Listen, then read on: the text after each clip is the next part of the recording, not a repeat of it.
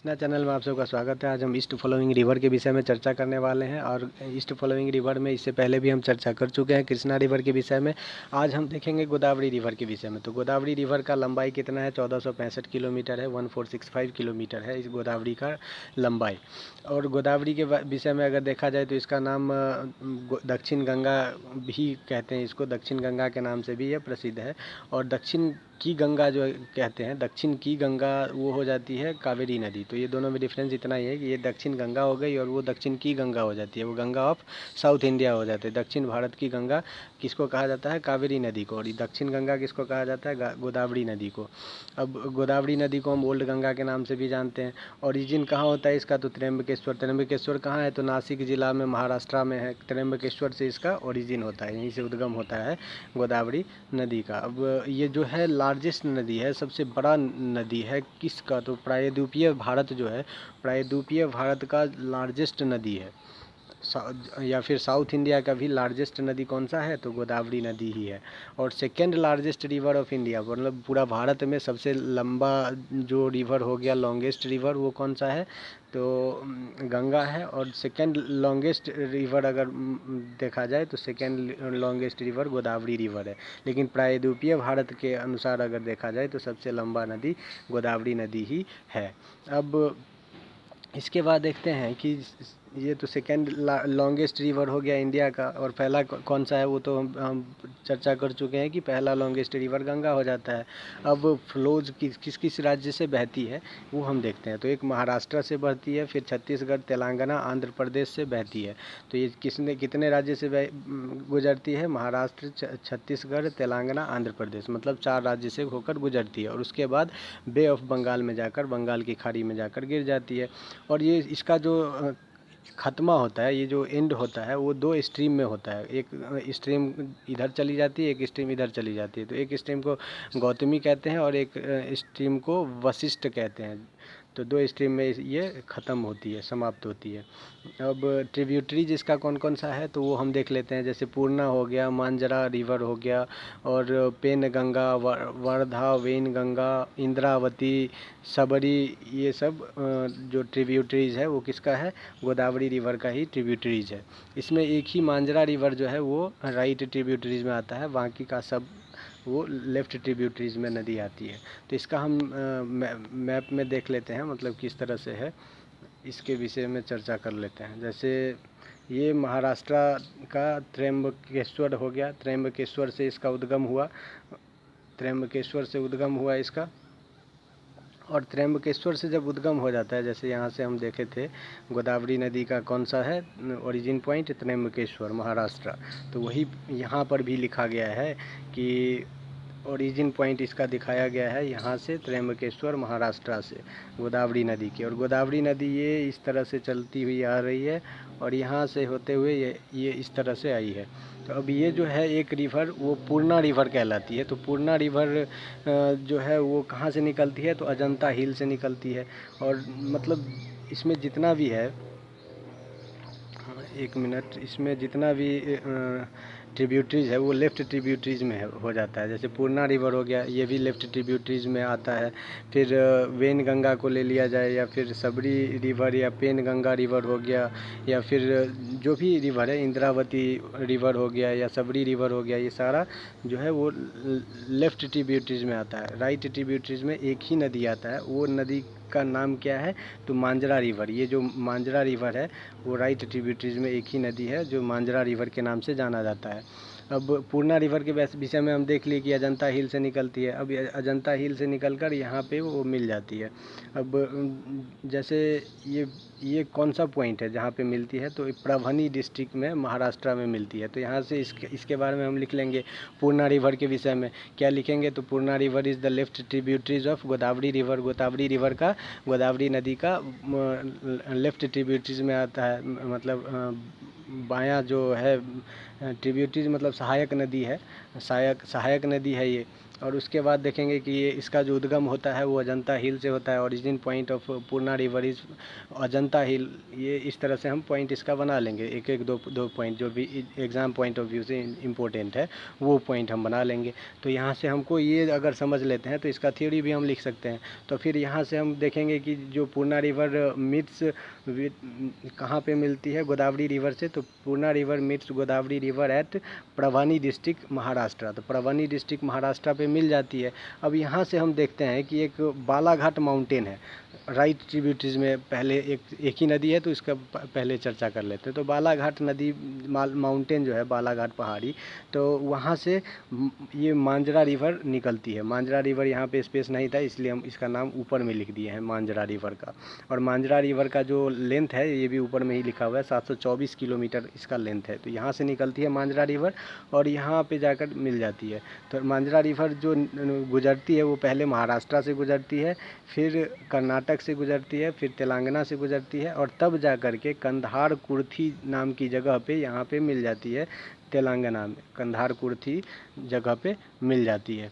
अब ये इसके बारे में अगर लिखा जाए तो क्या लिखेंगे हम मांजरा रिवर के विषय में। तो मांजरा रिवर जो है वो लॉन्गेस्ट या फिर लार्जेस्ट ट्रिब्यूटरीज हम कह सकते हैं, लॉन्गेस्ट या लार्जेस्ट ट्रिब्यूटरीज गोदावरी नदी का कौन सा है, सहायक नदी, तो वो मांजरा नदी है। इसका लंबाई कितना है तो 724 किलोमीटर है। इसका उद्गम कहाँ से होता है, कहाँ से ओरिजिनेट होती है, तो ये बालाघाट माउंटेन से ओरिजिनेट होती है। ये कितने राज्य से गुजरती है तो महाराष्ट्र, कर्नाटक और तेलंगाना से गुजरती है। और गोदावरी नदी से कहाँ मिलती है तो कंधार कुर्थी की जगह पे मिल जाती है। तो इसका हम ऐसे पॉइंट बना लेंगे, इसके बारे में लिख लेंगे सारा पॉइंट। अब हम आगे देखते हैं कि एक वर्धा रिवर है। तो वर्धा रिवर कहाँ से निकलती है तो ये सतपुरा माउंटेन से निकलती है वर्धा रिवर। और वर्धा रिवर ये वाला पॉइंट जो है ये वर्धा रिवर है और ये वाला पॉइंट जो है ये पेनगंगा रिवर है जो अजंता हिल से निकलती है। ये जो अजंता हिल जहाँ से पूर्णा रिवर निकल रही थी वहीं से पेनगंगा जो है वो नदी निकलती है। पेनगंगा नदी अजंता हिल से निकलती है और ये यहाँ पे मिल जाती है किस रिवर से तो वर्धा रिवर से। वर्धा रिवर कहाँ से निकली है तो सतपुरा से निकली है। और दोनों का मीटिंग पॉइंट क्या कहलाता है, पेनगंगा रिवर का और वर्धा रिवर का, तो चंद्रपुर में जा कर के मिलती है। चंद्रपुर इसका मीटिंग पॉइंट है।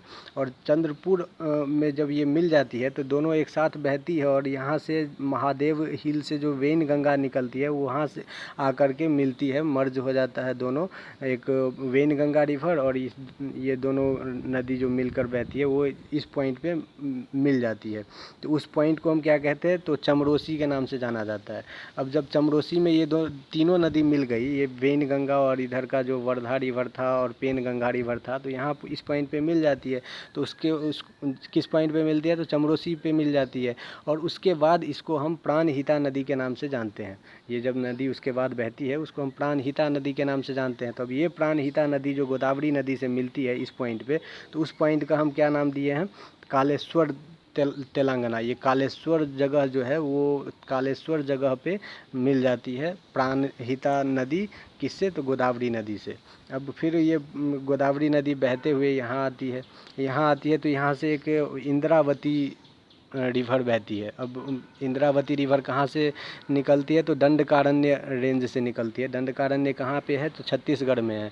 तो ये उड़ीसा से बहते हुए आती है, छत्तीसगढ़ से फिर तेलंगाना आती है और यहाँ जो गोदावरी नदी से मिलती है उस जगह का नाम है सोनार संगम। सोनार संगम पे गोदावरी नदी से मिल जाती है। और इसके बाद हम देखते हैं कि एक करम हिल है, करम हिल। तो करम पहाड़ी जो है उस जगह से सबरी नदी निकलती है। और सबरी नदी कहाँ पे मिल जाती है गोदावरी नदी से तो कुन्नावरम जगह का नाम है। तो वो कुन्नावरम में गोदावरी नदी से सबरी नदी मिल जाती है। और उसके बाद ये इसका ख़त्म हो जाता है, एंड हो जाती है। तो एक गौतमी और एक वशिष्ठ, दो स्ट्रीम में इसका एंड होता है। तो हम देख लिए थे।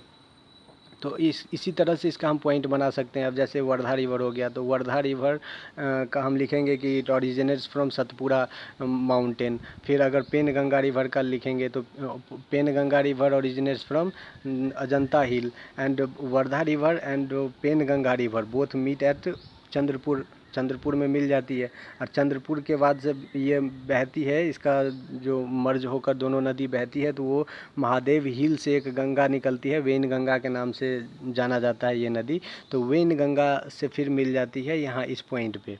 तो इस पॉइंट पे जो मिलती है उस पॉइंट को हम क्या कहते हैं, चमरोसी नाम से जानते हैं। फिर उस जब ये मिल जाती है चमरोसी में वेन गंगा और Wardha river, Penganga river, तो इस नदी को हम प्राणहिता नदी के नाम से जानते हैं। वो प्राणहिता नदी गोदावरी नदी से किस पॉइंट पे मिलती है, तो कालेश्वर पॉइंट पे मिलती है, तेलंगाना में है कालेश्वर। अब यहाँ फिर आते हैं तो वही देखते हैं कि इंद्रावती रिवर जो है वो उड़ीसा, छत्तीसगढ़, तेलंगाना से होते हुए सोनार संगम में गोदावरी नदी से मिल जाती है। अब इसके बाद फिर वही देखेंगे कि सिनकारम हिल जो है, सिनकारम हिल से सबरी नदी निकलती है और ये गोदावरी नदी पे मिल जाती है। कोनावरम जगह का नाम है, कोनावरम जगह पे जाके मिल जाती है और इसका फिर खात्मा हो जाता है 2 स्ट्रीम में, एक गौतमी और एक वशिष्ठा।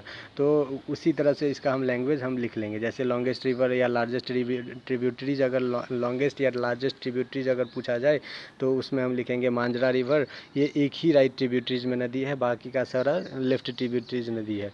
और लास्ट ट्रिब्यूटरीज नदी अगर पूछा जाए तो वो सबरी नदी हो जाता है। लेफ्ट ट्रिब्यूटरीज में फिर एक एक पॉइंट करके लिख लेंगे इसका। अब हम आगे देखते हैं कृष्णा रिवर के विषय में। तो कृष्णा रिवर इससे पहले हम चर्चा कर चुके हैं, उसके विषय में सिर्फ थोड़ा बहुत पॉइंट देख लेते हैं। जैसे ओरिजिन कहाँ पे होता है इसका, महाबालेश्वर, महाराष्ट्र से होता है इसका ओरिजिन पॉइंट है। और ये वेस्टर्न घाट का पार्ट है, हिस्सा है। कितने राज्य में फ्लो होती है, ये बहती है, तो महाराष्ट्र, कर्नाटक, तेलंगाना, आंध्र प्रदेश। और 44% जो भाग है ये कर्नाटक में बहती है, 27% महाराष्ट्र में बहती है और 29% तेलंगाना और आंध्र प्रदेश में बहती है। अब कावेरी रिवर के विषय में अगर चर्चा किया जाए तो कावेरी रिवर को हम क्या कहते हैं, साउथ भारत की, मतलब साउथ इंडिया की गंगा कहते हैं। तो या फिर इसको हम ऐसे भी कह सकते हैं कि दक्षिण भारत की गंगा कावेरी नदी को कहते हैं। तो कावेरी नदी का उद्गम कहाँ से होता है, तो एक ब्रह्मगिरी के नज़दीक कावेरी पट्टनम से इसका ओरिजिन होता है, इसका उद्गम होता है। अब कितने राज्य में ये बहती है, तो कर्नाटक में बहती है, केरल और तमिलनाडु से, कर्नाटक, केरल, तमिलनाडु से ये बहती है। अब ये इस पे डिस्प्यूट भी है, डिस्प्यूट किसके किसके बीच में है, कावेरी नदी के ऊपर, तो कर्नाटक और तमिलनाडु के बीच है। कर्नाटक और तमिलनाडु को इसके पानी के यूज को लेकर के डिस्प्यूट होता है, मतलब विवाद होता है कि कर्नाटक कहता है कि हम ज़्यादा यूज करेंगे, मेरे क्षेत्र में है, तमिलनाडु कहता है मैं ज़्यादा यूज करूँ। इस तरह से दोनों में डिस्प्यूट है ये कावेरी रिवर को लेकर। और कृष्ण राज सागर डैम की अगर बात किया जाए तो कृष्ण राज सागर डैम इसी रिवर के ऊपर, कावेरी रिवर के क्रॉस ही बना हुआ है। और ये जो डैम है ये जॉइंट वेंचर सम्मिलित रूप से बना हुआ है, केरला, कर्नाटक, तमिलनाडु और पुडुचेरी का सम्मिलित रूप से बनाया गया है ये डैम है। अब वाटरफॉल जो है, वाटरफॉल इसके ऊपर एक वाटरफॉल भी है, ये भी क्वेश्चन आ जाता है कभी कभी। तो कावेरी रिवर के ऊपर कौन सा वाटरफॉल है, तो शिव समुद्रम वाटरफॉल के नाम से जाना जाता है। शिव समुद्रम वाटरफॉल भी है और एक आइलैंड भी है जिसका नाम है शिव समुद्रम ही। तो दोनों वाटरफॉल और आइलैंड दोनों शिव समुद्रम के नाम से ही जाना जाता है। इसका सहायक नदियाँ कौन कौन सा है ये देख लेते हैं। तो हेमावती हो गया, सिमसा, अर्कावती, फिर लोक पावनी, हेरांगी, ये सब, जैसे भवानी हो गया, फिर सुवर्णावती हो गया, ये सब इसका सहायक नदी है कावेरी नदी का। अब सुवर्ण रेखा के विषय में चर्चा कर लेते हैं। सुवर्ण रेखा का ओरिजिन पॉइंट कहाँ है, तो रांची प्लेट्यू से निकलती है।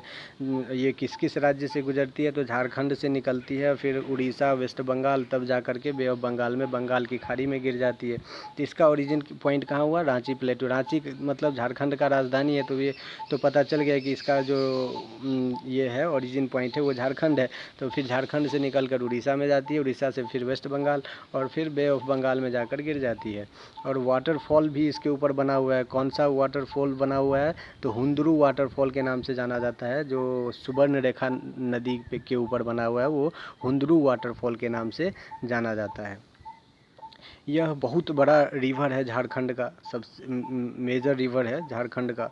और ट्रिब्यूटरीज इसका कौन कौन सा है सुवर्ण रेखा का, तो एक कांची हो गया और एक कारफरी हो गया। तो दो इसका जो ट्रिब्यूटरीज रिवर हो गया या सहायक नदी हो गया, एक कांची और एक करफरी रिवर के नाम से जाना जाता है।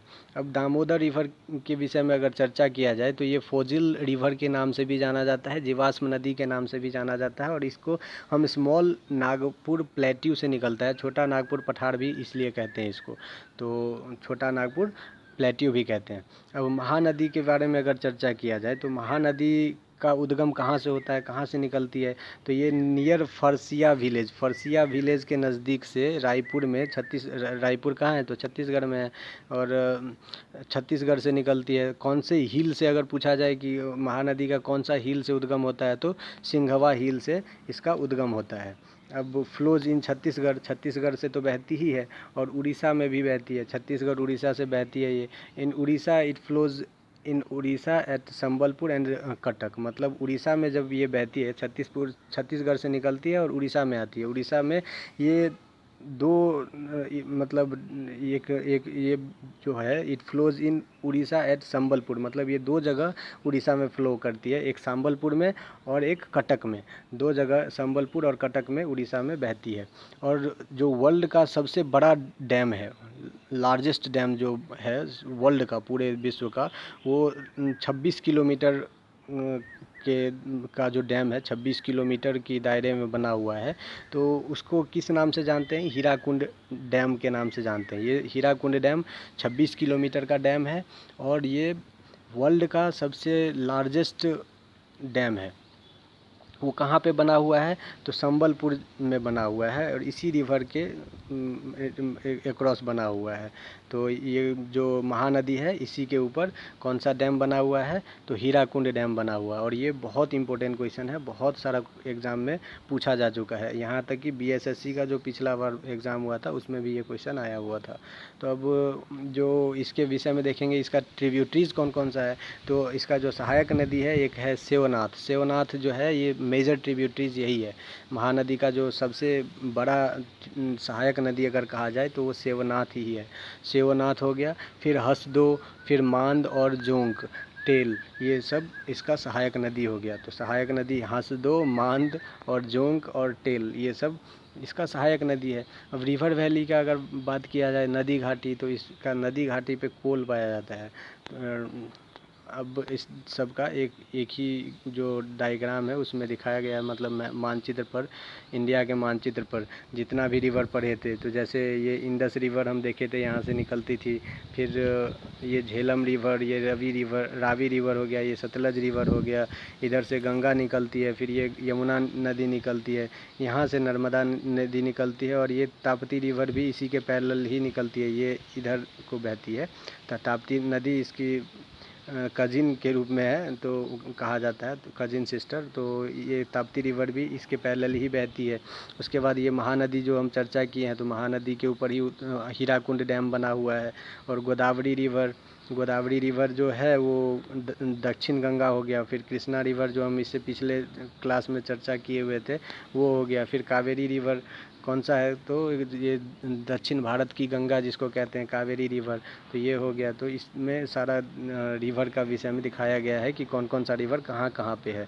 तो कावेरी रिवर यहाँ है, कृष्णा रिवर ये हो गया, ये गोदावरी रिवर हो गया, ये महानदी रिवर हो गया, जो अभी हम तत्काल पढ़े हैं ईस्ट फ्लोइंग पेनिनसुला रिवर के विषय में। थैंक यू, वीडियो देखने के लिए बहुत बहुत धन्यवाद।